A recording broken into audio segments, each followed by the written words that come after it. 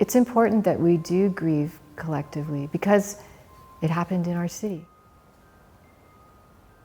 Like standing at the vigil outside City Hall, there was something about being able to stand with everybody and listening to people talk and feeling like, okay, I'm standing with my city. This is good.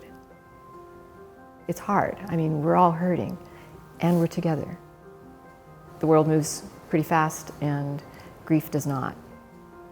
The Tabiji eggshells really began when I was baking a cake that took 5 eggs. And so I had broken all the eggs and they were just in a pile on the counter, and I thought, those are kind of interesting, the shapes of them and the fact that they were all different. And so I thought, I'm just gonna save them. So I washed them all out and they just kind of sat on my table for a while, and then I started painting in them. And it made me think, how do we walk with our own brokenness? How do we hold other people's brokenness as well? So the eggshells kind of became a metaphor for a lot of things.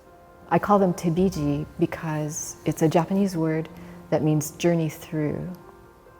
My journey as an artist, it's really colored a lot by the backdrop of having been a domestic violence survivor. I understand grief, I understand pain, I get loss. And I know what it's like on the other side. I know what it's like to come back from the dead, really. And art was a huge help for me in my healing as well, and continues to be, because it allows you to say what you can't necessarily say with words. These started out being bright red, like the color of those lucky red envelopes, and because it was a celebration. It was supposed to be a time of great celebration. So then, as thinking more about the shooting, then I decided I'd make the edges black because it felt like we'd been burnt, like part of us had been burned away.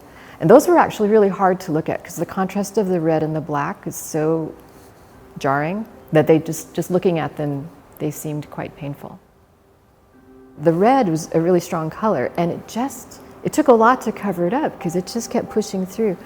And it made me think about the strength of the Chinese spirit and the strength of, okay, this happened, but we are gonna keep going and we're not gonna get covered up.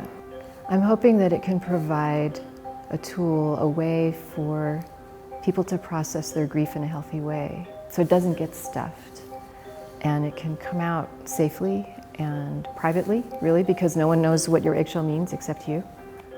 The next workshop definitely will be around the shootings. That kind of experience also brings up all kinds of other grief. So there will be room to process whatever has come up, either directly with the shootings or as a result of the shootings. Old stuff can arise. We'll talk about, okay, how did it feel when you first found out? How are you connected? Did you know one of the victims? Did you go dance at the ballroom? Are you a resident of Monterey Park? Or just, how is it that you connect with what happened? And then to give it a place to be. Like, I've thought a whole lot more about how Asians grieve. There are different notes to that. Because it was Asian on Asian crime, there's this like shame piece that comes up as well. And there's something about being able to see it, to see what I'm feeling here outside of me. That's why I do the art I do and offer the kinds of work that I do, because I know what it's like to be there, and I want to walk with people in those kinds of places, because they're hard places, and we need company. So I want to be that company.